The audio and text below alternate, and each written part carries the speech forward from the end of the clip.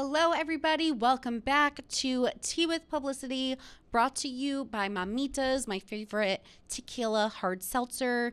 You guys know the drill. It comes in a 4-pack, a variety pack, 4 flavors. We have mango, pineapple, paloma, and lime. And you can get it at drinkmamitas.com or order it on GoPuff. I am going to a little datey date thing tonight, which we'll talk about. So I'm definitely going to pregame a little bit while I get ready with Mamitas. I'll actually probably include it on my social media because I'm going to need a little buzz before walking into this thing. So if you guys are interested in trying it, don't forget to go to drinkmamitas.com or order yours on GoPuff. And you guys know I'm gluten-free. Mamitas is gluten-free. Each flavor is just 95 calories with a 5% ABV and less than 2 grams of sugar. Amazing. So I will be drinking one tonight, and I hope you're drinking one along with me. Let's get into today's episode. Hello, everybody. So we have an exciting episode for you today. We are recording today's episode a little earlier than we normally do because Monday's President's Day. Yep. We're off. Yep. Which is amazing that we're off. I cannot wait to just relax. I know. I won't bother you.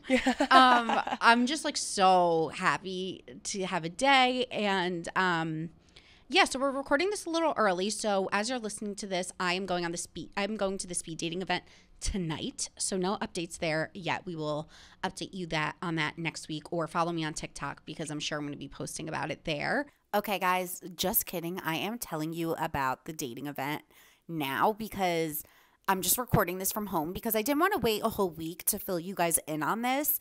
And since it's top of mind, I'm like, let's just do it right now. Also, if you're watching this on YouTube, don't mind my background. I have no couch and I've piles of stuff that I'm donating behind me. Okay, let's jump into it.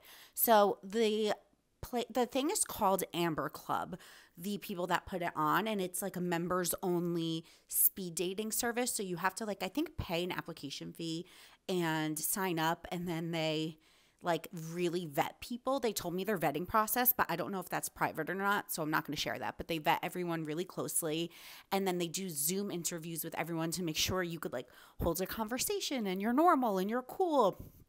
And so we got there, and they basically, it was at the Jane Hotel, and we all got drinks, and everyone was at the bar. Some people were kind of already talking, but since I went with 2 friends, I was kind of just with the girlies because I figured I'll talk to these guys when I sit. I don't want to spoil anything.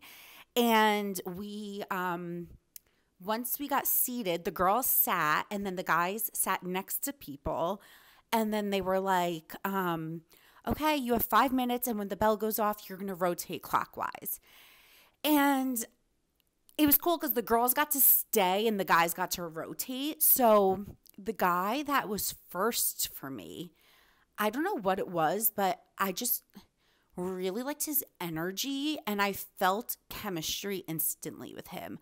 That in your body chemistry, that just you feel. I felt right away with him, and I think it's just because he was so personable and attractive and cool, and I just was like, wow, I really like this guy. But I can't tell if I just felt that way because he's an attractive, personable guy. Does he make everyone feel that way? Do you get what I'm saying? It's like if Tyler Cameron sat next to you, you're gonna think you have chemistry with him because he's hot. You get what I'm saying? Not comparing this guy to Tyler Cameron. I'm just saying. Anyway, so I had chemistry with him. He was the guy that I probably liked even throughout the 15 guys. So then I talked to about 15 people. And what I thought was interesting was a lot of them are guys I probably wouldn't have swiped for on a dating app, but I really wound up enjoying my time with them and liking what we talked about. So it just goes to show that you should kind of branch out of what you would normally think because you could still meet some really cool people. There was someone from Spain, someone from Ghana, someone from some people from New York, then the Long Island guys, then the Jewish guys, the Catholic guys, there was a little bit of everything. I felt it was a really diverse group of people, and There was a few guys that like I liked and thought were cool, but no one again that I was like, oh my God, this is my husband. I went into it like super open-minded. I didn't expect to meet anyone. I just went for the experience. So to me, I had no pressure. Like I felt nothing about it. I was just like excited. But a few things stood out to me. So one is initially I was like, oh my God, what am I going to say I do for work? Like, do I lie about my job? But I'm such a bad liar. And I wound up basically telling every single person what I did and the company that I worked for. Because, like, I think that's just kind of what you do when you first get to know someone. It's like, oh, where do you work? Oh, what do you do? And it just kind of kept coming up naturally because I knew the girl that was hosting the event. So they'd be like, oh, how did you get invited? And I'd be like, oh, I used to work in the same industry as the host. Oh, what industry? Like, no matter what, it kept getting brought back to that. The thing is, like, there is a certain, like, twinkle in men's eyes when they hear Barstool. And like, that's why I don't like saying the company that I work for, because instantly they're like, what's your podcast? What do you talk about? But like, they just start getting like a little like weird. Some people were really cool and they were like, oh my God, that's great. Like, good for you. Because everyone had cool jobs. There was like a radiologist and like a lawyer and a this and a that. But then some people, like only one guy did this. He was like, so how many people asked to be a guest on your podcast?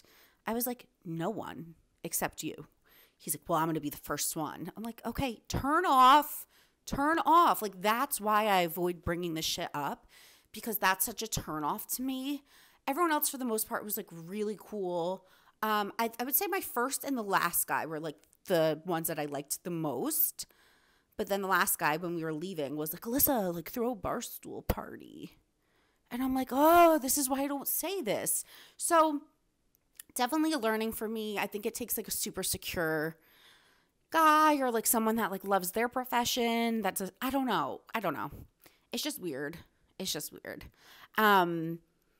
Okay, my other takeaway was that I thought it was so weird how many people thought it was weird to be meeting in real life. Like, a lot of the guys kept being like, are you having fun? And I was like, yeah, I'm having such a good time. Like, I love meeting people in person. I'm such a people person.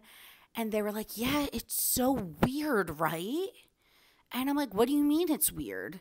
And they're like, it's so weird to like not be scrolling and just like meeting people. Like, normally I wouldn't go up to anyone at a bar.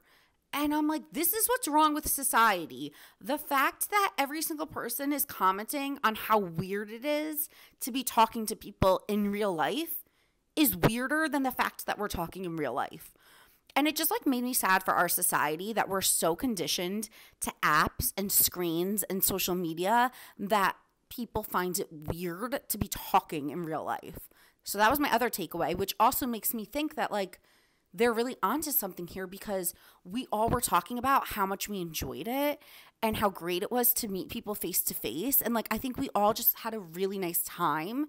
It was like fun for everyone, especially after being in COVID and like not having that much face to face with people. So I think they're going to be really successful, this company. And I think some other like speed dating companies are on the up too. So they're onto something for sure. I would definitely recommend it. I think it's like, I don't know. I felt 0% nervous, like I said, because normally before you go on a date with one person, you have the expectation, like you've already looked at that person's social media or their dating profile and made a story in your head about who they are, what they're about. This was different because there was no story in my head. Like, I didn't know who I was meeting, what they looked like. I just was like, hey, there's going to be 15 people and like maybe one or two are cool. But like they all were cool. Like, I have to say, every single person, like one person was from Dubai. Like, everyone was cool. So that's my story. I'll get back into the podcast, but I had to come on here and update you guys because I couldn't leave you hanging like that. However, I do have some other personal life updates that I know the Tea Tribe is very, very, very, very invested in. And then we'll do Ask Alyssa. We'll spill the tea on different pop culture things that are going on. Then I have a really, really, really, really cool interview with Mystic Michaela, who reads auras. She's very known. I'm sure you guys have heard of her. And she read me like a freaking book. She was like, you're this way, you do this, you do that. I felt like, do you know me? It was so interesting to meet someone for the first time and them to know so much information about you without ever even speaking, because she obviously has like psychic abilities and she has this aura reading like blessing, and she just was so spot on with everything she said to me. And my therapist is actually very like spiritual as well, so I like love to tell her about my like hippy dippy shit. So I told her about it today, and we wound up getting on this whole conversation, and she was like, have you ever discussed this with your followers? And I was like, kind of, like in little bursts, and but not really. And she was like, I think you should dig into it. And I want to dig into some of that stuff that we kind of talked about today. Before that, I'll go a little lighter on you guys. So if you follow me on Instagram, which I think most of you do, I have had a 6-month long couch saga. So basically, I ordered a couch in August, a white couch, custom made from West Elm. It kind of looked like the Restoration Hardware cloud couch. I was so excited. I measured. I was just like, oh, gorgeous. Like, it was a big purchase. It was like $2,500, which to me is a lot of money. So I'm really excited. Buy the couch. I get rid of my old couch 2 days before it's supposed to come, as you do, because you make room for the couch. Couch doesn't come. I get an email saying your couch is delayed until February. So now it's November. Couch isn't there. I sent my other couch back. I was like, what am I supposed to do? Just reiterating this for some of you that are new. So I get an inflatable couch on Amazon, and I'm like being so cool about it. I'm like, this is going to be fun. We'll have sleepovers. It will be like a winter oasis. We'll make it cute. I'll hang lights. Like, I was being so positive about the fact that I wasn't going to have a couch for another 3 months. The second the inflatable couch came, I sat on it. My butt sunk, hit the floor, and I lost all hope in that moment. I was like, I'm going to fucking kill someone. Like, I was like, I need a couch. So I posted all of this to TikTok. A furniture rental brand saw me post it. They said, we'll send you a couch for 3 months. So I'm like, oh my God, amazing. They sent me a couch. Was it the couch I would have chosen? No, but it's free for 3 months, so who cares? I have a couch for 3 months. Amazing, a place to sit. Yesterday, I send the couch back to the rental furniture company because my new couch was coming yesterday. So I'm all ready. I leave work early. I go to get the couch to sign for it. The guys are like, hey, we can't fit it in the freight elevator. So I'm like, what? They're like, yeah, no, it's too tall. Right. Like, the ceiling wasn't high enough. Okay. So even though I measured and it fit in my apartment, it didn't fit in the elevator. Ugh. But I don't know how people get couches in then. Because if you have a bigger apartment and you get an L-shaped couch, I guess you have to like be able to take it apart. But my whole thing was like, this was one of the smaller couches on the market. Right. So I'm like, if you can't fit this, like, I don't know how anyone's getting couches in here. So I was like, what do I do? So I'm on the phone with a couch doctor. I'm like, give me a quote. How much would it cost to take this thing apart? And because like they have these doctors that come. They have these like guys that come and like saw the couches apart and then bring them upstairs in 2 pieces and then sew them back together, and you can't tell. Right. So I was like, how much does it cost? And he's like, anywhere from $350 to $750 depending on the item. And I was like, well, that's a really big range. Like, $350 I could stomach, $750 I'm not paying. So right. I've never done this in my entire life. I was so desperate. I was like, are you the owner? He's like, yeah.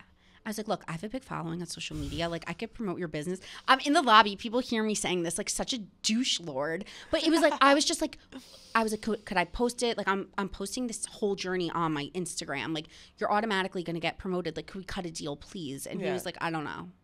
So I'm like, I'm not paying $750 to get it cut in half, because then when I move, I'm gonna have to pay $750 again to get it cut to get it out. Yeah. So I'm like, that's what the couch like, that's just ridiculous.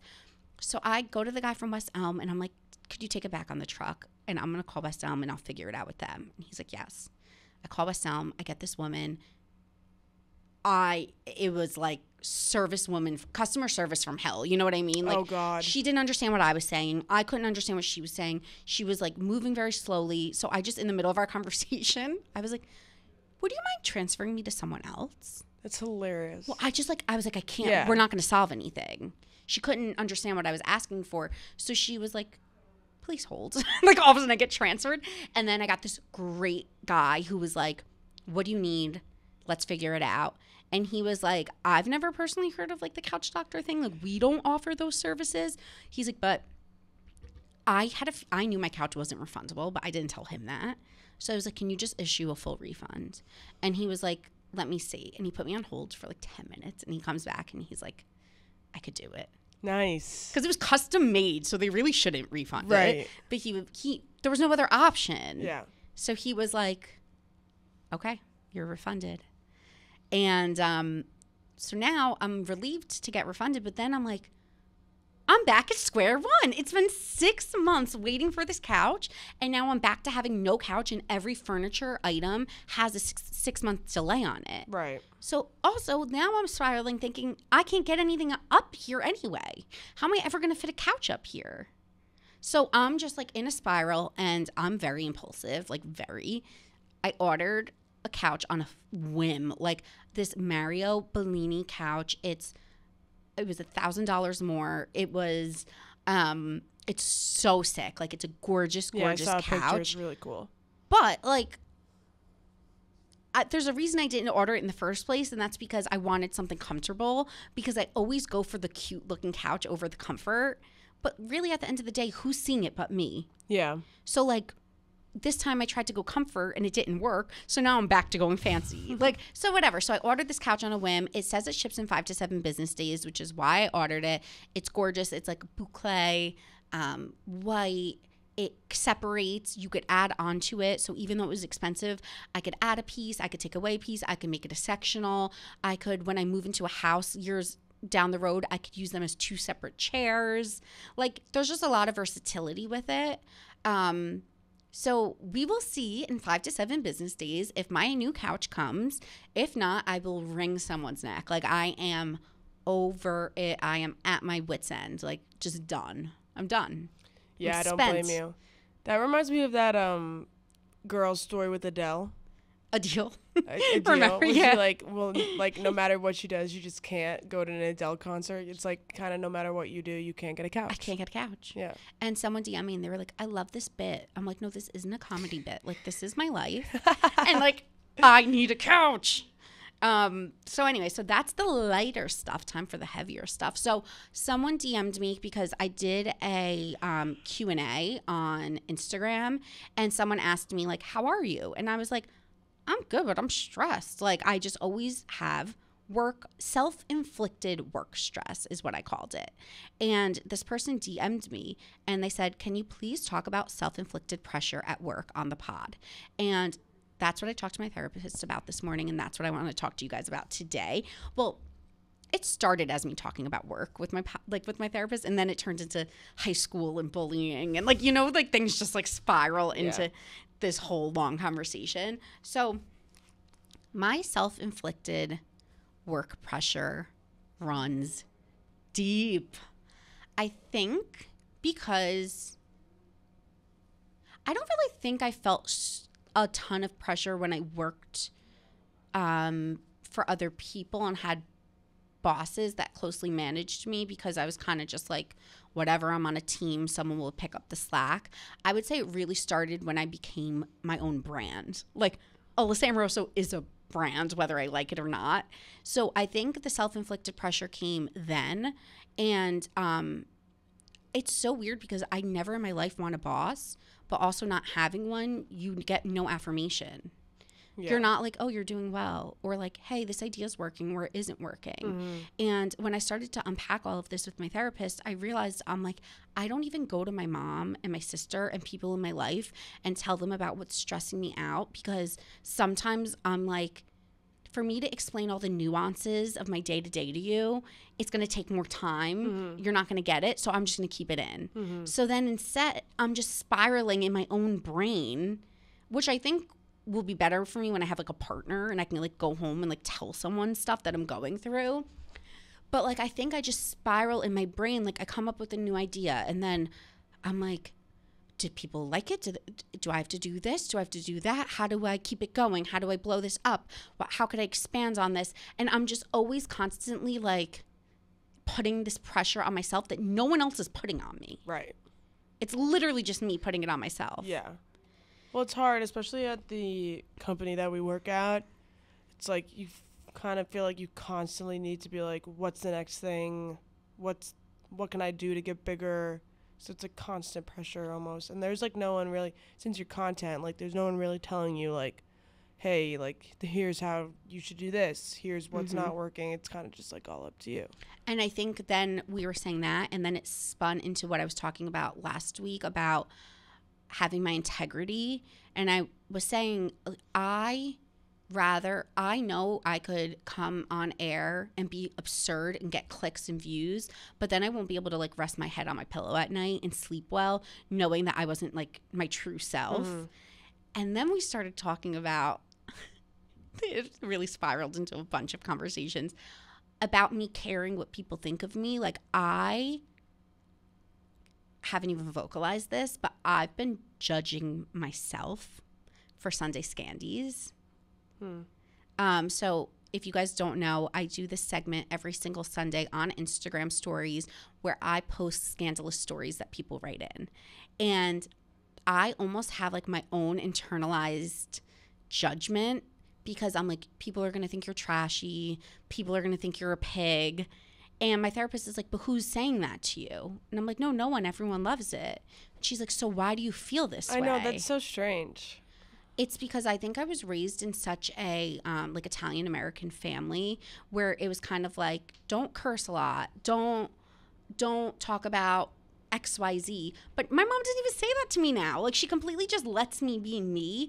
I get more embarrassed that when I see my friends' parents or their moms, or I start dating someone and his mom follows my social media, that they're going to think I'm like a pig. Yeah, but it's not you sending in the stuff. I know, that's what my cousin said. Yeah. She DM'd me. She was like, no one thinks this of you. No one. It's not, and the thing about what you do is when you respond, you keep it nice and short. It's not like you're like, oh, that happened to me too. Or I did that too, you know? Like, you just keep it like very low key. Benign. Yeah. I think it's just I think it's just all in your own head. Well, because it's a lot of pressure from society, like going, like, okay, picture this. Picture you just start talking about sex on social media. Right. And then you go to a family gathering and you know all your parents' friends follow you. Yeah. You're going to feel a certain type of way. For sure. But I think there's a difference between what you do and say like what like Alex Cooper does. Like, she's very open about her sex life and and she talks about it publicly. So it's like when she goes to sit down next to Uncle Jerry and he's like, I literally know everything about what you do. These are all people that no one knows. I agree. I totally, and like, that's what I tell myself. And and so that's, your life is still very anonymous. Well, that's why it goes back to me having my integrity. Right. Because it's like, would you sacrifice your integrity for good content? And my answer is like, no, which is why I still don't really talk about myself in that way necessarily, and I keep it anonymous for the people that are writing in. But I do feel like I have my integrity, but I would lie if I said I don't feel judged. But no one's making me feel that way other than I'm probably judging myself. Yeah, I get that. And I mean, it's a normal human thing to do, so. Yeah, but some people really just don't care. Like, some people really could just talk about whatever and not care about the implications. Yeah, I wish. And I'm not that way. No, I'm not that way either. I think it's just our upbringings, like the way our parents maybe like have made us. Just like, I don't know. Yeah, no, I couldn't like agree more. Yeah, like a judgmental Italian mothers and grandmothers. Yeah. And extended family. Yeah, totally. So for me, it's like that. And so there's just always the struggle that I'm battling with between like my integrity and then views. And then it's a lot. Feeling misunderstood. Like, people don't know me. And it's all internal pressure. And the reason I'm talking about this is because whether you guys are in my position or not, you probably feel the same way about other aspects of your life, like putting pressure on yourself, whether it's to eat and look a certain way, or to be a certain type of girlfriend or boyfriend, or to show up a certain way to your friends. Like sometimes there's these things that people aren't saying that we're almost like judging ourselves for, or we're putting pressure on ourselves. And then you have to like really step out. And it kind of coincides with this episode because I always intuitively in my gut know the answer. And the one thing we talked about towards the end of the session was like, my therapist was like, you know, in your gut, so stop doubting that. And I think I was telling her, because I am very intuitive, I think sometimes I pick things up on people. Like, let's say you and I meet someone at the same time. I might like instantly get like a gut feeling about them, and then you might 2 weeks later see it. I'm not saying you specifically, but just someone. 2 weeks later see it, and you'll be like, oh my God, I see what you were saying. I feel like sometimes I see things, and then it takes like other people like longer to see it. And then once they see it, I feel affirmed. I'm like, oh, I was right. My gut was right. And my therapist is like, stop waiting for that affirmation. Like, listen to your gut. If you know it, you know it. You don't need other people to know it around you. Just like listen to it, realize it. And it really does go into this whole intuitiveness conversation, which you'll hear me and Mystic Michaela get into. And it's really just a bigger, broader concept of, I don't know if I'm even speaking English for you guys, because it's like I'm almost speaking like kind of spiritually, but it's just there's a lot to unpack. There's a lot that I'm working on with being myself. I think I'm always myself, but being okay being myself and feeling like people see me, and feeling like what I do is good enough, and feeling like what I do, like I'm working hard enough, because we all feel like we could probably do better, I guess. Yeah. I'm gonna take a breath. I will be like, I think once I let this kind of off my chest today, I'm hoping I could just like, I told you guys last week, I'm turning over a new leaf. I feel like I'm shedding all of these things that have been like been like on my shoulders, and I'm ready to just kind of like let it go and keep it moving and stop over analyzing, and just like step into the 2022 me that took me a little bit to get into.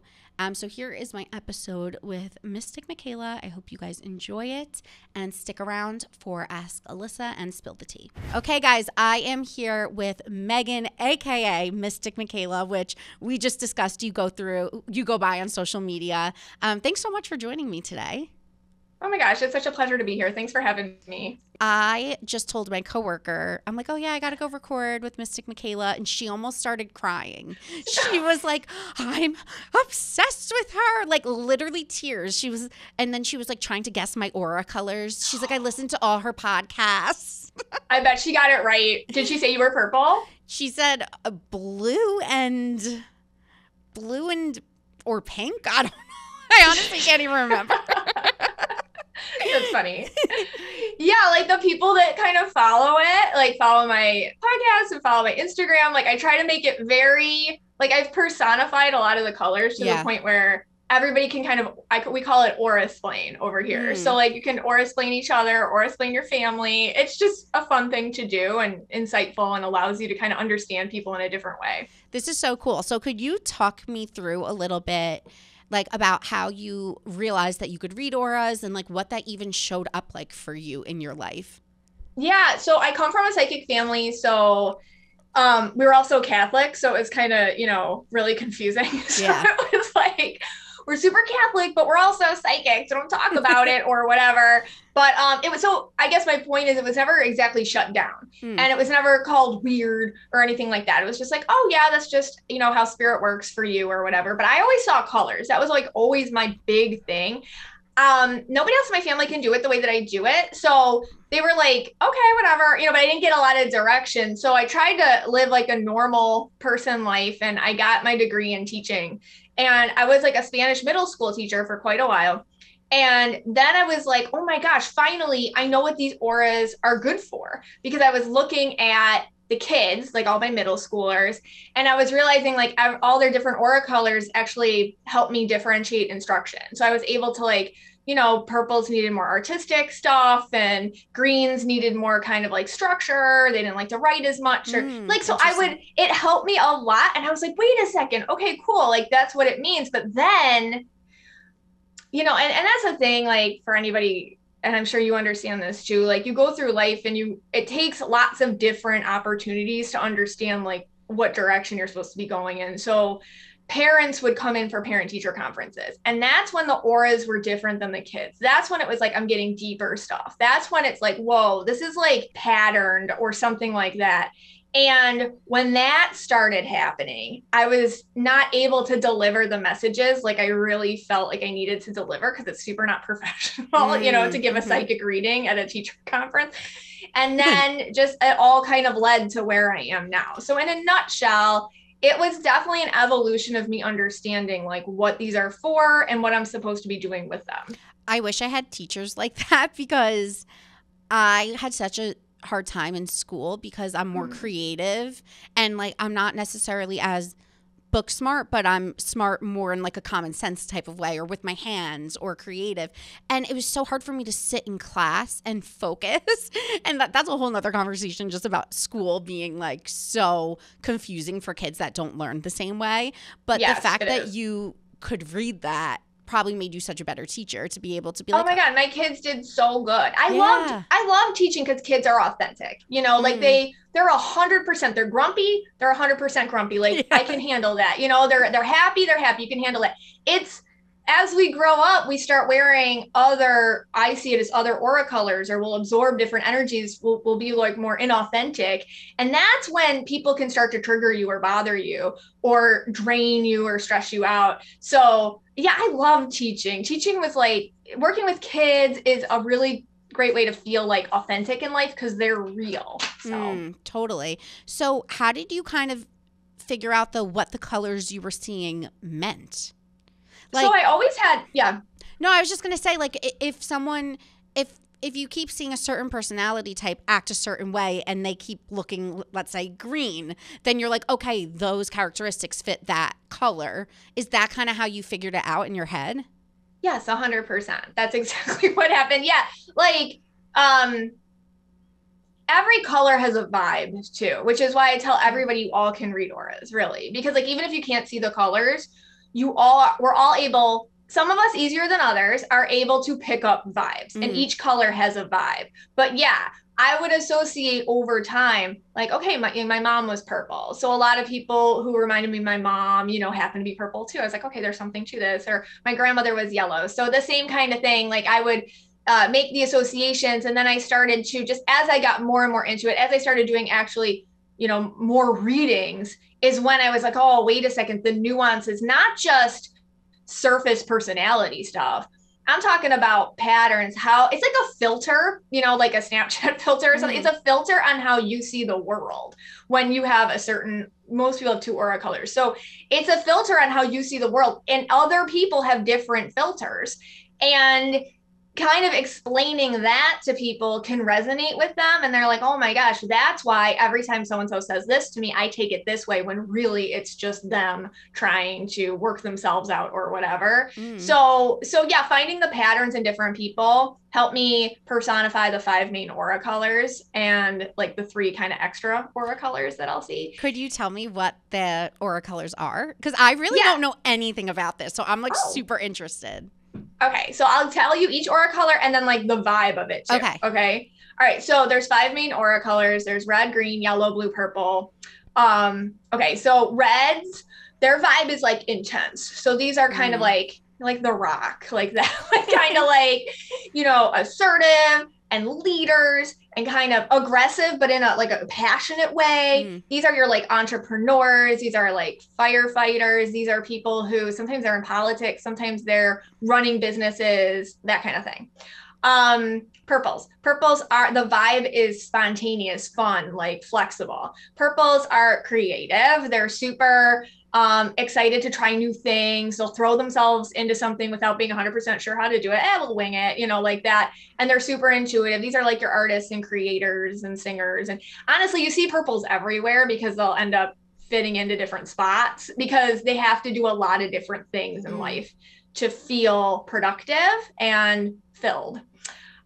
Yellows, their vibe is very inquisitive. These are the people that got the journal up to date. They got their iPhone calendar all set up.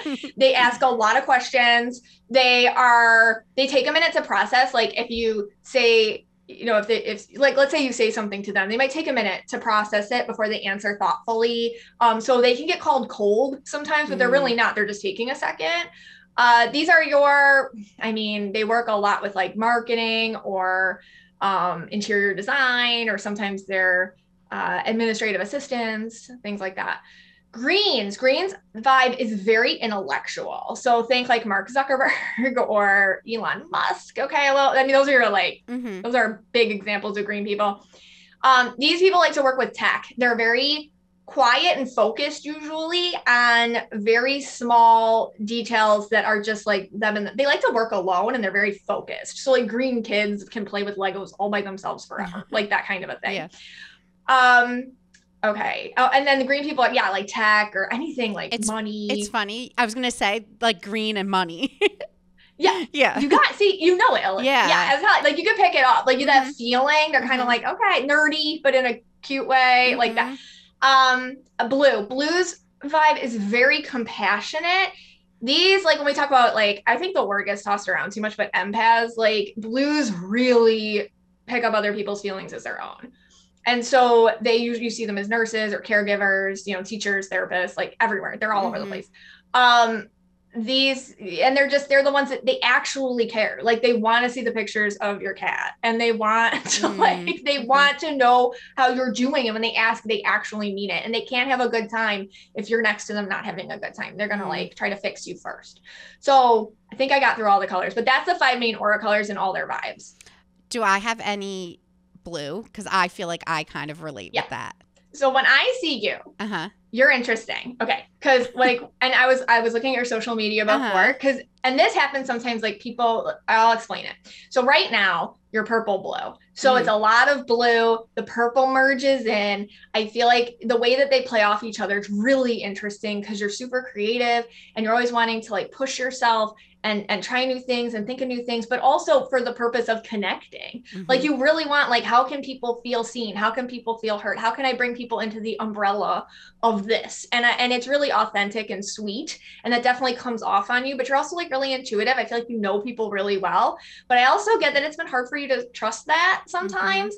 And in your line of work, and this is where I was seeing on your Instagram, some of your photos, just because it's like work or whatever, a little red. It's like a hat you wear. It's not exactly supposed to be there. It's probably because you have to deal with a lot of tough personalities sometimes and like talk to them, because purple blues are like, okay, let me tell you a story. And it's like a zigzag line. So like when you have to, like, I have to tell this person exactly what I need, exactly how it needs to be done. I got to stick up for myself. I got to be clear and use my voice. And I feel like for that, sometimes you got to put on a little bit of armor. Also, you being in such the spotlight and you're a very sensitive person, I can see you sometimes needing to put a little bit of red up just as a protection sometimes. It's definitely a blessing to be your aura combination because people connect you, but like also can be really hard because people want to sometimes throw rocks at it. I'm sure you've dealt with that, because you're so authentic in yourself. And when you open up your heart to let people in so they feel like that too, sometimes really hurt people try to get in there too. And I get that you've learned to see that and then put a little red up and be like, get out. So it's interesting how you don't wear it all the time though. That's a real gift of being able to organize your energy and use your energy like a tool. Wow, you're so spot on. It's like eerie. Because I am so I'm a Capricorn, so I'm obviously like work entrepreneurial, but I would say some of it I really relate to, but then the rest of it, I think I'm like more empathetic and sensitive than what Capricorns get credit for. So it's like interesting that you're saying that because it's kind of that balance of those two things that I struggle with. And I would say I'm like susceptible to like kind of getting hurt sometimes or like people taking advantage of me for whatever reason. So that was really spot on. Oh, I love that. Like like somebody sees it, you know, and because I think like with you, and I think a lot of you other listeners can understand, sometimes the parts of ourselves that we think are the weak parts are actually like our strongest parts. And we just remember the times that we've been hurt because of those parts. But really, more times than often, those are the parts that are the reasons why all the good things have happened. Because I'm sure for you, I just get chills because like just feeling your energy. If you didn't throw yourself out there over and over again, because you know what, I got hurt, but I'm brave enough, I'm going to do it again, you wouldn't be where you are today, and you wouldn't be going where you're going next. So you don't let yourself be stopped by it. You actually jump back in. It's really, really inspiring. Oh, thank you. Yeah, I feel like I fall off the horse and get back up. I always joke, I'm one of those people that like learns the hard way, but then I keep going. Like I'm going to keep trying it a different way, but sometimes I kind of have to learn the hard way through life. It's hard. But purples, I'll tell purples like they're kind of like phoenixes in the ashes, like burning to ashes and rising again. And some purple people like you and you know, some other creators too, it's like sometimes you need to totally level off a little bit. Like, all right, let's start from scratch. I got to do this again. And it's like a real interesting process to watch because it's constant rebirth. But that's how you learn so much. And that's really like what you're supposed to be here for. It's a tougher path, but it's definitely probably the only one that feels authentic to you. So it's hard. It's interesting, you know, and it makes for good stories. Yeah, it's so funny you're talking about all of this because I go to therapy and, well, first of all, I had therapy this morning and I was saying I'm so intuitive with certain things. Like, I just get these like vibes like, okay, this is going to happen. So as a result, like I'm going to act this way because I don't know. I can't explain it. Not like I'm like seeing the future, but I just get a gut instinct about like something that's going to happen. And it happens like twice this week with something. And I'm being kind of vague because they're like people's personal matters, like, you know, giving a friend advice on something and then it happens, or something for myself and then it happens. But we were talking about intuitiveness this morning, and because I had therapy this morning, and I was telling her how I go like through ins and outs with my spirituality where like sometimes I'm like so spiritual and then other times I kind of like lose sight of it a little bit. And recently I've been feeling reconnected, and just like the smallest thing we were talking about, like inner child's work. And I was saying how I was thinking in my head, I didn't even say it out loud. I was like, oh, I read this book and this author called like You Are the One talked about your inner child. We hang up the therapy session and I get an email from the author's publicist, like pitching him to come on my podcast. That's weird. Isn't that weird? Like just like weird things like that always happen to me where like I'll think of something and then like it will kind of materialize like immediately after.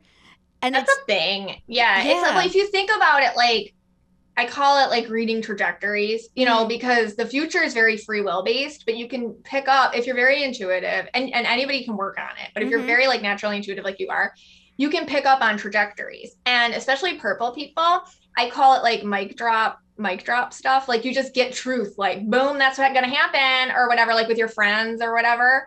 And then for yourself, that's really cool. Cause I would say that's definitely like you were just tuned into the frequency of the universe, you know, whatever you want to call that, whatever words anybody wants to use it. Like your angels were like, hey, yeah, that's going to happen. And guess what? Here, we're going to set that up for you. That's so cool though, because it's kind of like a confirmation that you're dialed in, which is always good. And I notice it when I'm really tuned in that I'll notice things like that, like signs, and it's really interesting. It's just something that kind of, like you said, it makes you feel reassured. One thing that I did read in your bio is that you started getting messages, visions from loved ones that maybe have passed. How does this all correlate to that? Like, is it separate? Is it similar? I'm really interested in how that even came to be for you. So I think like just speaking for myself, how I work as, I guess whatever you want to call me, like a psychic, or I like I'm always get funny about that word because there's so many weird ones out there. Yeah, you know, I try to, like I always say, I try to keep the paranormal normal. But like with my aura reading and intuitive, sessions with people, what I realized about myself was I noticed the aura. Then I jump into it and I'm swimming in the energy, and there's a lot of stuff. There's a lot of doorways that open in there. And so a lot of times with clients, if I'm doing a reading, and I always ask for photos because that's my thing. I need to connect to eyes. So if somebody, they'll give me photos and I'll connect to one. And that's when I can get messages from people who've crossed over as well. So for me, I'm an empathic medium, which just means the way that I get messages is I start to feel their personalities, and I start to feel their feelings, and I start to feel their sentiments or their sense of humor or their regrets or like their should have said's or all those kinds of things kind of bubble up. And it's interesting because it all, I guess, like the way that I see it, it all lives around you. Like each one of us is like this bubble of beautiful energy that's very connected to that which is greater than us. So when somebody allows me to kind of jump in there, I get to kind of look around and be like, oh, look, here's this person. This is what they had to say. For me, just what I've noticed over the years, like doing readings for people, is I'm real big about where are you stuck and how do we move you out of that? Like, and what are the patterns? How does the past relate to the present, relate to where you got to go next? How do we get you back on your soul contract path, which is what you're here to do? I know. And I notice a lot of times, like with loved ones, they'll come in, and that's kind of always the goal. Like, let's give you closure, or let's just tell you I love you, or let's just move you forward, or let me just let you know I have support. So that's how it kind of all relates. Everybody works different. Anybody who goes see for a session probably works different. That's just how I work. Because it's real big on, like what you're supposed to be doing here and noticing the things that are holding you back. Sometimes that's, I don't want to say grief, because grief is something that we live with when we lose somebody, but sometimes it's regret, or it's a feeling of blame, or it's a feeling of guilt or something. And a lot of times they'll come in to try to repair that for you. Wow. So do you work with clients one-on-one, or have you stopped taking personal sessions because it's just, you're so in demand? Like, how do you work with people now?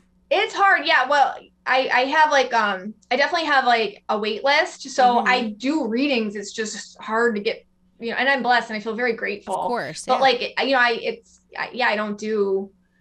can't get to everybody anymore. Well, so my big thing is like, I'm a teacher, right? So like my big thing is, let's teach you how to do it. Cause I'm telling you, anytime somebody dies in your life, you're the medium. 1000%. Does it feel better to have somebody you don't know say it to you? Yeah, it does. It's interesting. It's validating.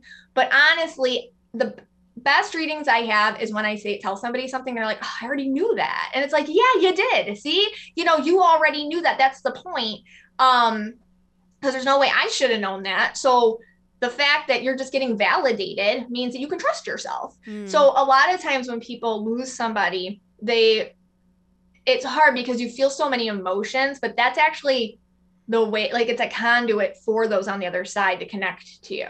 So paying attention to how you feel when you feel things, maybe you're sharing emotions with somebody on the other side. It's kind of like a shared experience that you can have with people who've passed. So a lot of my teachings that I do is like recognizing how you're the medium, how that works for you. I mean, I spend a lot of time trying to tutor other people to do it for themselves. Yeah, that's interesting. I had an intuitive on my podcast sometime last year, and she was saying how she was like, we all have it within us to be intuitive, and like she teaches people how to tap into it. And I feel like for you being an empath yourself, like it's probably really taxing on you to pick up on all of these auras and personalities of people and feel their pain and their struggle and their happiness. And is it like, do you have to set boundaries for yourself? Because I'm sure it could be really overwhelming. Yeah. After sessions, I need like alone time, or, take a salt bath, or sometimes just cry. And I'm not, it's a beautiful thing. It's just, I'm just a person, so what happens is when I get to channel something that's so big and so beautiful and so powerful, it's just, it's like tiring or exhausting, not in a bad way, just in a way where I got to kind of take my energy and separate it so that I can be Megan again, I guess. Because when I merge with somebody, I leave myself, I've got nothing to do with it. I say that all the time, like I'm just the phone, but I let spirit kind of use me as a vessel for whatever they need to use me for. But so it can be a little like, it's work to kind of step away from it and make sure none of Megan gets involved in the readings. But yeah, I mean, some of the stuff, my clients, people that I've read, bravest people, like all of you, like the things people go through and get up the next day. And the beauty of the work that I get to do is I get to see how they survive and see how they moved on. And and my biggest regret is I can't fill them with the admiration spirit, if you want to call it that, has for them for doing it. Like I will be in awe of them, but I'm picking that up from the other side. Like, you're amazing. Do you know what you just got through? Do you know how you're repairing wounds and, trying to fix yourself so that you're better, so that you're raising children better or whatever you're doing better, like all that. It's amazing to me. So I try to write about it. Sometimes it sticks with me. Like I just had a reading the other day. It really stuck with me. A woman just gave me a picture and I just knew he passed. It was a young man. I just knew he passed and she confirmed it. And I said, wow, I got filled, and it's a very unfamiliar feeling. I got filled with this just feeling of sacrifice, but this feeling of like, but it's okay. And this is how it had to be done. And there's no words for it. It was like the feeling of it. Yeah, you just knew. All right. Yeah. And I felt lights out, which is like my own way of understanding how somebody died. It was like sudden. And I felt duty and service, those two words and those feelings, which again, I don't know those feelings, but I felt them. Well, she confirmed that he sacrificed himself in the line of fire so that he was serving in, overseas, and he put himself in the line of fire so that the rest of his service members did not die. He took himself out, it was a sacrifice. It was absolutely amazing. And just to be like the bravery that I got to feel. And then he showed me a t-shirt. I'm like, with an emblem. And I'm like, do you wear this t-shirt for him? And she just was like, oh my God, every birthday we have a t-shirt for him, so they're with us. And then after that reading, it was just like, that stuck with me. Like just the feeling of somebody doing that for their brothers. Yeah. Like so that stuff doesn't go away. It enhances my life and it's amazing. But I think those are the stories that stick with me, and other people need to know them, It's also like, yeah, what a way to see the world, because you get to see goodness in people. Yes. And it's like, sometimes, we don't all like sometimes appreciate sacrifices, like you said, or hardships.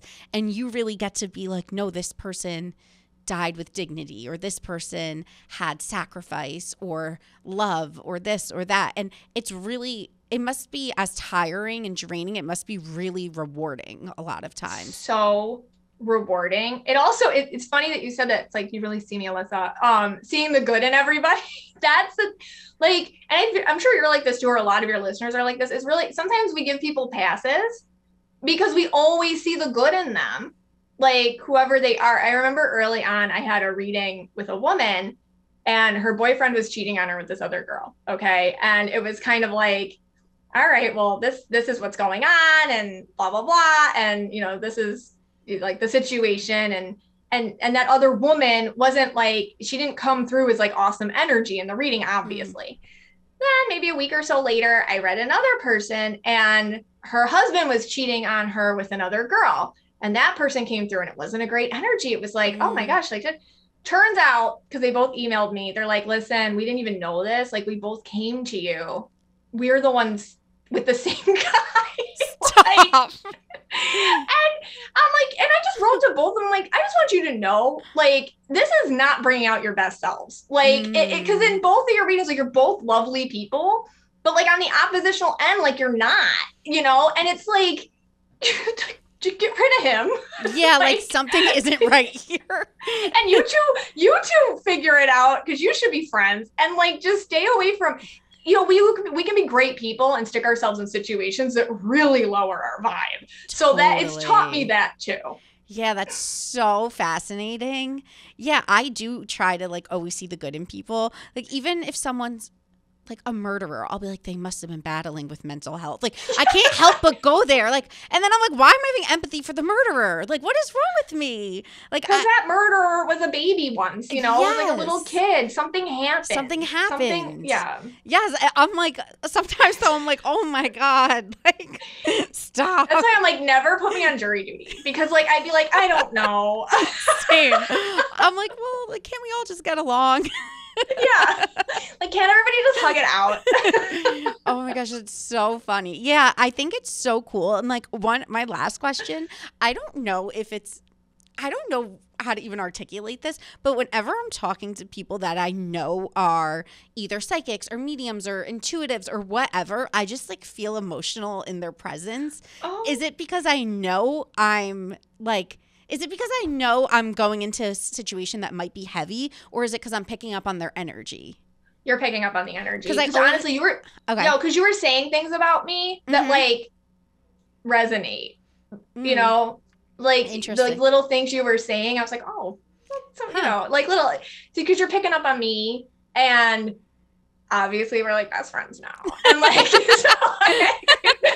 No, we're sharing, you know what? We're sharing energy. And yet sometimes when I'm doing readings, I get sweaty, which is kind of gross, but you probably do too. Like when you're with somebody that like has a lot of energy and then you're sharing in that energy and you're sharing the space energy and you guys are like merging energies.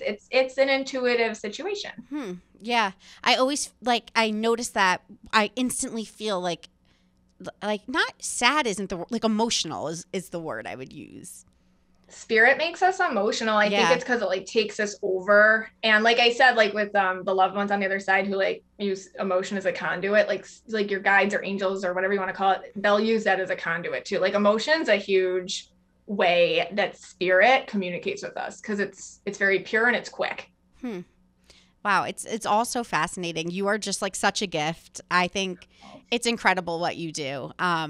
And I thank you so much for like teaching me all of this. I'm going to go do research now. Yeah. Thanks for having me on. I am absolutely I adore your energy. I love what you're doing here. And I feel like a lot of people just feel seen and heard with, like the topics that you bring up and the truths that you bring to it and the vulnerability. Oh, thank you so much. Well, let's stay in touch. You were the best. Have a good one. And thank you again. Thank you. Okay, guys, time for Ask Alyssa. This person says that they are seeking advice. Hey, Alyssa, just wanted to get some advice from you as you seem like you've encountered many types of people based on your experiences.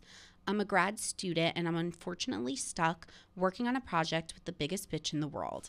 My supervisor knows this, but because she's one of her favorites, she doesn't do much about it besides apologize on her behalf and give excuses as to why she's like that. I'm in the last year of my program and want to end things on a good note, but I'm getting so depressed and stressed out working with her. How do you deal with such negative people who think they're better than you, and how do you learn to not lose your cool around them? Sorry for rambling, not sure if you'll even see this, but I'm a huge fan of the pod.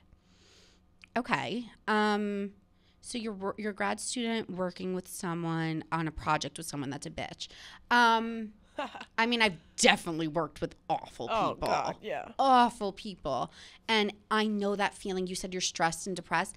It makes you sick to your stomach. I had this boss that she takes micromanaging to another level. She would, I started at this company and she would not let me send any emails, like even internal emails, without looking over them. And then she would redline the entire email. And it would just be like, let's say the information was, all the information was there, but it wasn't written in the tone of voice that she writes in. She would just restructure it to sound like herself, but just like restructure my whole email, even though all the right information was there. Yeah, that's weird. I was miserable. Like I felt like I can't win. Every time I sent an email, you're picking it apart. You hate everything I do. Like I was feeling so low and deflated. So I know that feeling when you're having trouble working with someone. It's very depressing. Like it really is. I think you could. So I had a conversation with this boss. I let far too long go until I had the conversation. But finally, I was like, when you do XYZ, it makes me feel this way, and I work worse under pressure like that. You need to give me some space. And then she was able to hear me more, and things weren't perfect, but they were better. Yeah. So maybe you need to say to this classmate, just nicely, like not even make it confrontational. I would just be like, hey, like I'm feeling a little overwhelmed with whatever the issue is, with maybe the way we're communicating. Is there something we could do to like streamline the process? Maybe you tackle this portion and I'll tackle this portion. Or maybe you do this and I do that. Like try to problem solve. And if that doesn't solve the problem, I think you just have to deal with her until you're done. But it does suck when people make excuses for shitty behavior. Yeah. I was just going to say, like, it's so hard to want to do work or to get work done when you're working with someone that sucks. Yep. Because it just makes you not want to do it, or at least makes you not want to do it well.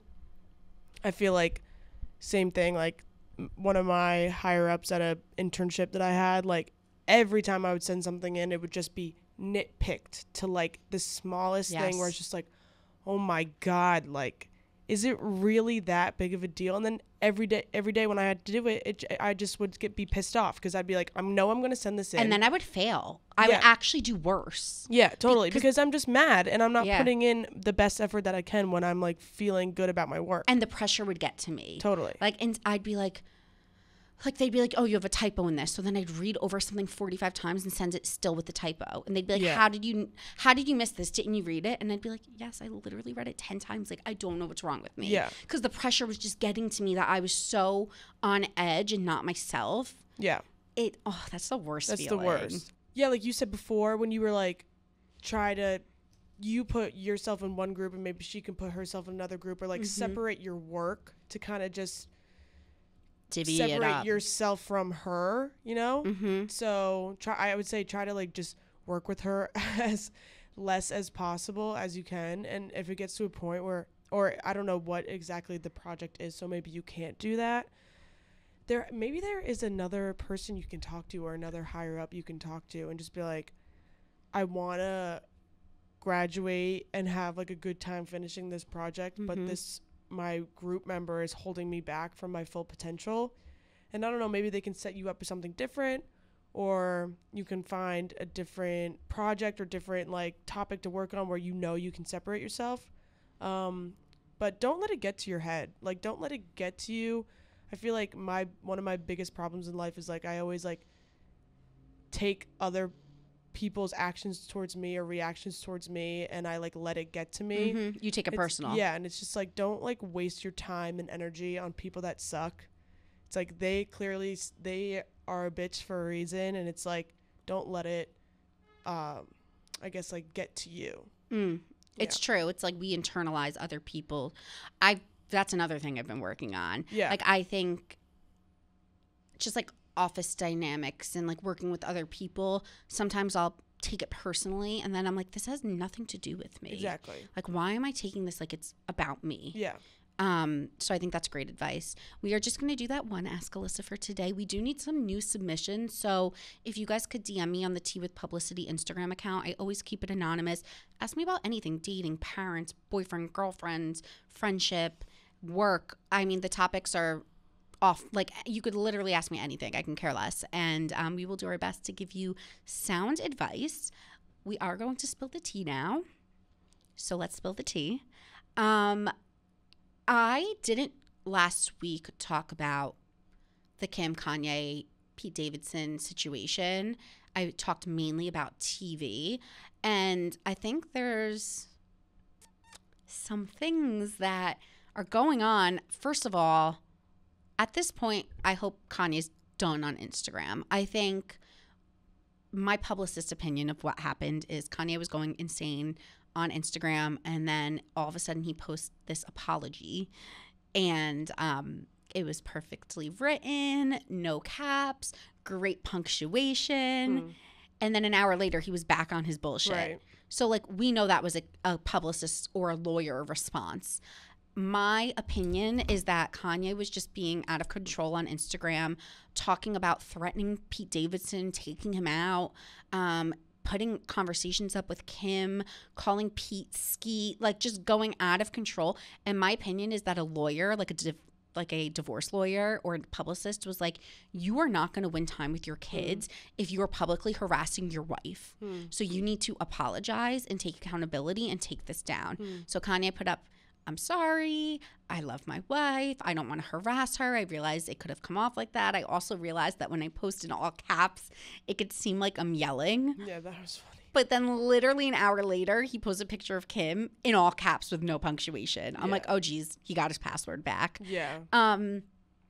So I think that was his team's way of trying to help him for legal reasons. Totally. I think people aren't talking enough about what he's doing to her. This is highly... I just had an epiphany moment. You know how we watch the Britney Spears documentary now and we're like, that would never happen today. Yeah. Like the way people treated her and harassed her. It's like we're watching Kanye harass Kim and we're all just letting it happen. Yeah, everyone just like sees it as a joke. Yeah, they're like, oh, he's not well. It's like, no, he is literally harassing her. Yeah. He's posting private messages. He's threatening the guy that she's with. He's posting Pete's private messages to Kanye, which were so nice. Yeah. The whole situation is just like very sad. It's like, really sad. At first it came off as like funny, like, oh, it's memes, oh, it's whatever. But at the end of the day, like Kanye is like clearly struggling with intense mental health problems. I don't know if it's bipolar disorder or multiple personality disorder or something like that. Yeah. But the way that he just airs all of his stuff out on Instagram, it's clearly just him going through some sort of mania, and it's really sad to see because I don't think he'll ever be taken seriously or take his mental health seriously, and it'll just keep going on like this. Well, I wonder what conversations are like between Kim and Pete. Because Pete has battled with mental health and I believe he's open about having bipolar disorder, I wonder if he's maybe the perfect person for her to be with because he's able to have empathy for Kanye. Right. You know, like someone else might not understand and be like, yo, tame your ex-husband. Right. Whereas I wonder if Pete behind closed doors is like, look, he's going through something and it's okay. I definitely think so. And I think that might kind of be perfect. Yeah, I totally agree. For her to have someone who gets what it's like to go through struggles like this, because obviously Kanye's not well. Yeah. And yeah, it's really alarming. It's really sad. I feel for the kids. Yeah. And imagine if it was, I saw this on Instagram. Imagine if it was the other way around. If it was Kim posting on Instagram in all caps, posting all these pictures, people would literally call her they would be like, she's manic, she's hysterical, she's insane. Like desperate. All this stuff. Yeah, exactly. Like the way that the narrative would have been switched is just unbelievable. That's why I brought up the Britney Spears thing, because I'm saying, like, are we going to look back in 10 years and be like, why didn't we help Kim when Kanye was harassing her? Right. Like, that's what I'm saying. It's just like, so sad. Are we failing her as a society that we're not? I feel like she needs a restraining order, honestly. Yeah, I agree, because at a certain point, like, if he doesn't understand like normal boundaries when it comes to a divorced family, like you can, it's not like she's not letting him see his kids. Like he had his own birthday party for Chicago, and then he started to say how he wasn't invited to the one that Kim was having. It's because you're divorced and you're going through a divorce, and you're allowed to set boundaries when you're divorcing to make the relationship healthier for your children. And when you are literally talking badly on the internet, and it's really a lot. It's sad, and I truly feel bad for Kim. Like obviously she is still a bajillionaire and has whatever she wants, but at the end of the day, like you can be as rich as you want, but going through that, like that still is just so sad to see. Like I feel really bad for her because I really like her. Oh, I love Kim. Yeah, I think she's a good person. Yeah, and I hope she becomes a lawyer, and I hope it's funny because I texted my friend who's like she like works in law. She doesn't go to law school, but she like went to something similar. I don't really know, but I was like, is there something that you can sue for to be like, stop talking about me? Because it's, there's defamation, there's libel, but that's like he has to like basically slander her name and say she did something. But I was like, is there a way to like legally be like, keep my name out of your mouth? Well, and she was like, no. Well, when he said that, she wanted to abort North. It's just insanity. And then he's shocked again with the boundaries. It's like, you think that you can just go out and expose my personal life like that, and then you are shocked when I don't want you to be around me or the kids when we're together. Well, in breaking news today, Pete Davidson joined Instagram. Yes. He is following only Kim Kardashian and Sebastian Stan. Which is hilarious. Is Sebastian Stan a comic? No, Sebastian Stan is Tommy Lee and Tommy and Pam. He's a Marvel guy. Are they besties? I don't know. Because random. Very random. Maybe they're doing a project together and this is his way of announcing it. And just a few minutes ago, my friend, Not Skinny But Not Fat, posted that Kim has officially unfollowed Kanye on Instagram. Right. So, about time. Yeah. I'm surprised she didn't earlier. I mean, she probably blocked him, to be honest, which is what automatically unfollowed it. Yeah. I would block him so he can't see my shit. Oh, my God. It's also crazy how, like, when a celebrity unfollows someone, like, that's when breaking news. Like, that's when you know that, like, the ties have been cut. Mm-hmm. Like, officially, like, that's the statement. They don't even need to put out a statement. They just need to unfollow someone on Instagram, and then you know. Like, I know, it's just done. Yeah. It's just done.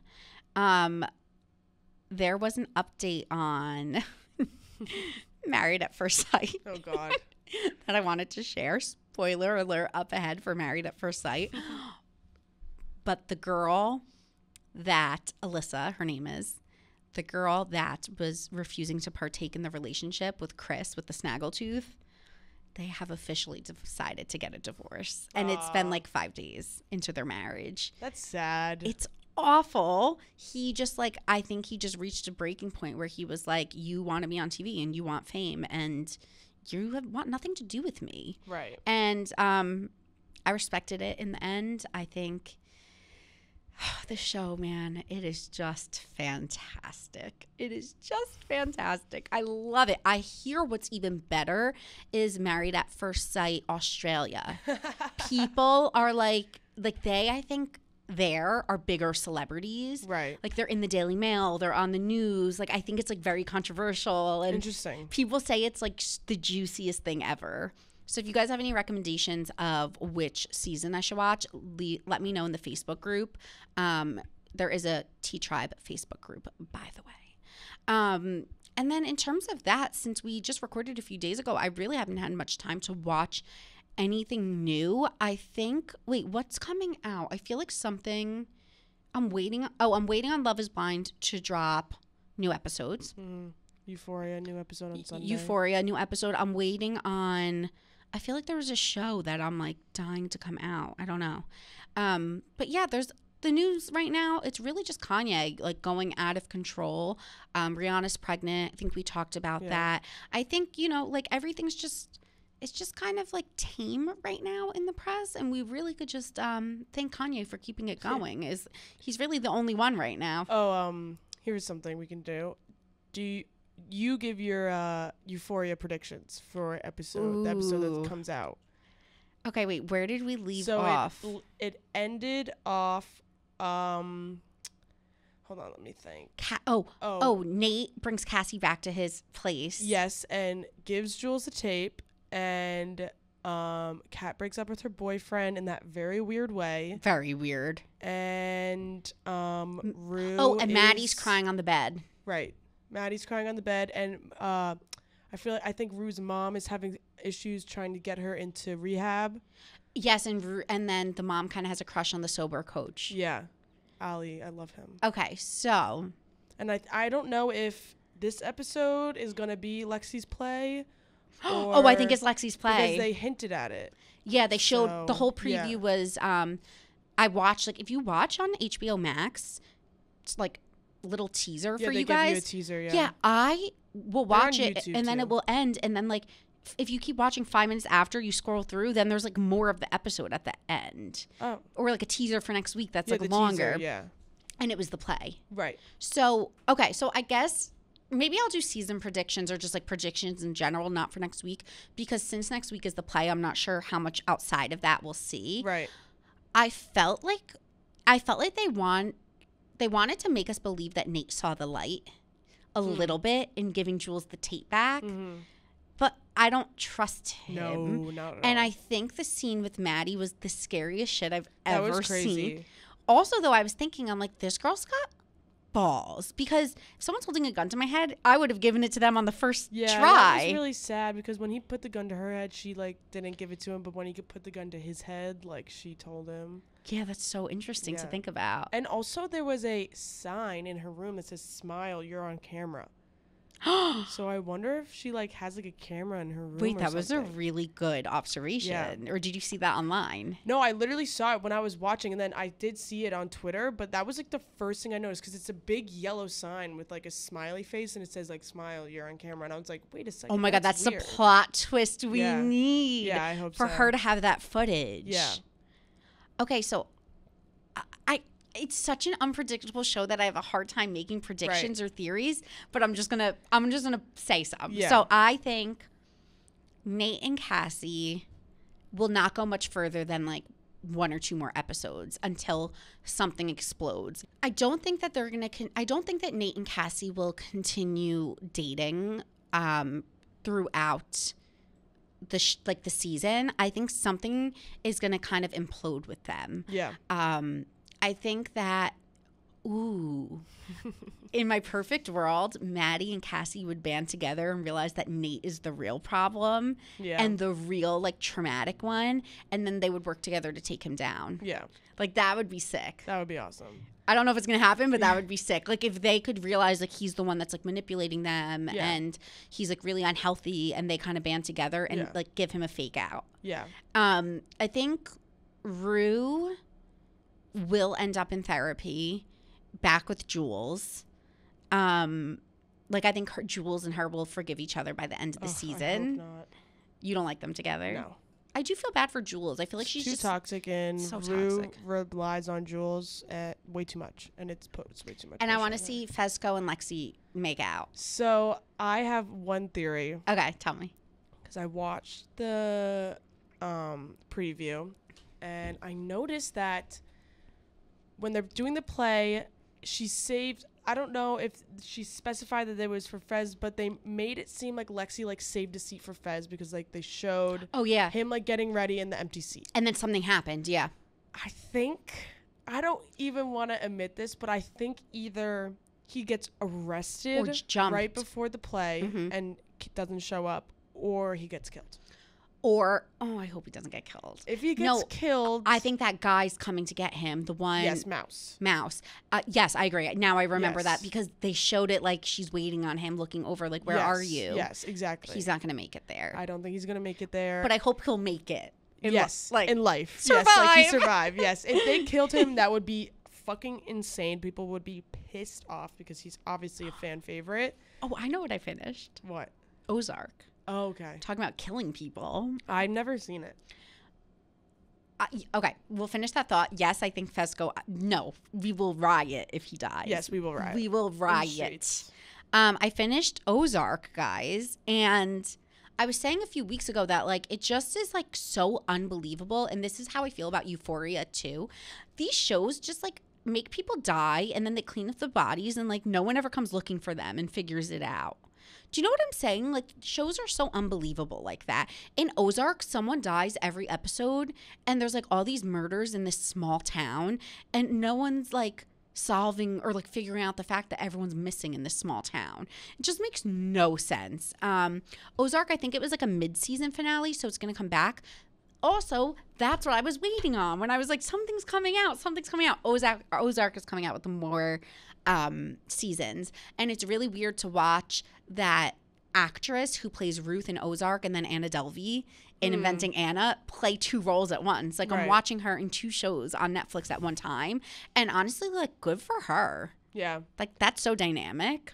Yeah, I saw like a few clips of that show, Anna Delvey, and she just looks so insufferable. I don't think I'll be able to watch it. It's insane. Yeah. It's really insane. All right, guys, that is it for today's episode. Thank you for tuning in. Don't forget to join my Facebook group. I am planning my next live show. I don't know. Nothing's confirmed, but it's looking like it's going to be in April on a Thursday. So Get your plane tickets ready, bus, plane, train, whatever you need. We will partay. And then I will see you guys next Tuesday.